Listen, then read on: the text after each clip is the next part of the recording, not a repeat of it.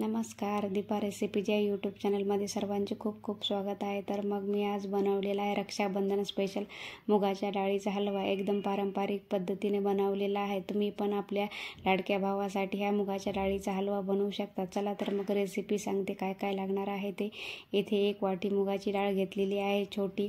आपल्याला तूप लागणार आहे आणि थोडे ड्राय फ्रूट्स पण लागणार आहे आणि 1 वाटी गूळ घेतलेला आहे। जर तुम्हाला गुळाच्या ऐवजी साखर घ्यायची असेल तर तुम्ही साखरही घेऊ शकता। इथे मी गुळाच्या मुगाच्या डाळीचा हलवा बनवून दाखवणार आहे। आणि आता आपल्याला ही मुगाची डाळ 2 ते 3 स्वच्छ पाण्याने धुवून घ्यायची आहे।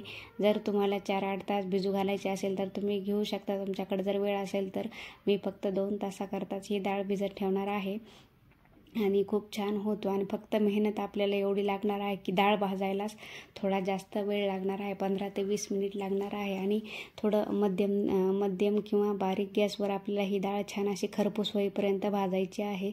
आता 2 तास झालेले आहेत आणि मुगाची डाळ ही छान भिजलेली आहे। आता ही चाळणीवर गाळून घ्यायची आणि सुती कापड्यामध्ये छान थोडीशी कोरडी करून मग गॅसवर कढईमध्ये भाजायला घ्यायची आहे। आणि थोडीशी ही इथेच आपल्याला थोडी मेहनत लागणार आहे। छान तुम्ही बघू शकता आपली डाळ ही छान मी अशी थोडे लालसर रंग येईपर्यंत भाजून घेतलेली आहे आणि थंड करायला ठेवली आहे। आणि थंड झाल्यानंतर आपल्याला मिक्सरला असं छान असं बारीक पीठ करून घ्यायचं आहे। एकदम बारीक नाही, आपल्याला थोडंसं कसं रवाळच आपल्याला याचं पीठ काढून घ्यायचं आहे। आणि आता मी गूळ आणि पाणी हे गॅसवर गरम करायला ठेवणार आहे। आपल्याला चाचणी करायची नाही, फक्त गूळ हा पाण्यामध्ये विरघळून घ्यायचा आहे 5 ते 7 मिनिट। यामध्ये मी 1-1.5 वाटी पाणी घातलेलं आहे। आणि आता आपल्याला हे गॅसवर गरम करून घ्यायचं आहे। आणि गूळ वितळला की आपल्याला गॅस बंद करायचा आहे। गॅसवर एक कढई गरम करायला ठेवा, त्यावर 2 चमचे तूप घाला व तुपामध्ये आपल्याला हे ड्रायफ्रूट्स छान असे तळून घ्यायचे आहेत।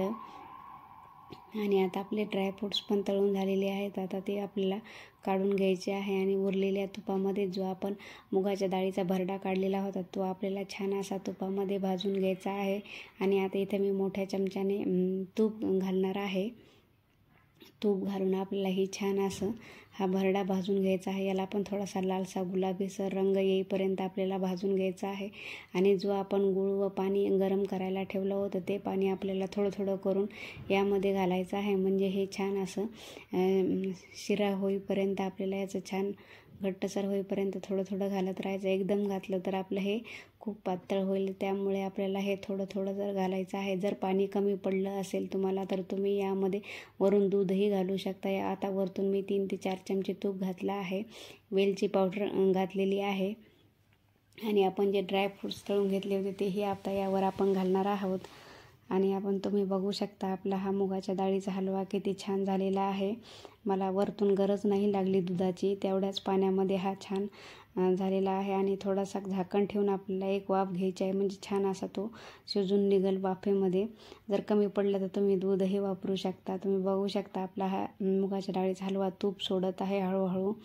तर आता आपल्याला गॅस बंद करायचा। अशाच प्रकारे आपण मुगाच्या डाळीचा हलवा तयार आहे। एकदम झटपट आणि एकदम सोप्या पद्धतीने तयार झालेला आहे। तुम्ही पण या रक्षाबंधनला स्पेशल मुगाच्या डाळीचा हलवा बनवू शकता। हा मुगाच्या डाळीचा हलवा साखरेचाही केला तरी चालतो किंवा गुळाचाही केला तरी चालतो। मला गुळाचा आवडतो म्हणून मी गुळाचाच केलेला आहे। जर तुम्हाला हा व्हिडिओ आवडला असेल तर चॅनलला लाईक, शेअर आणि सबस्क्राईब करायला विसरू नका।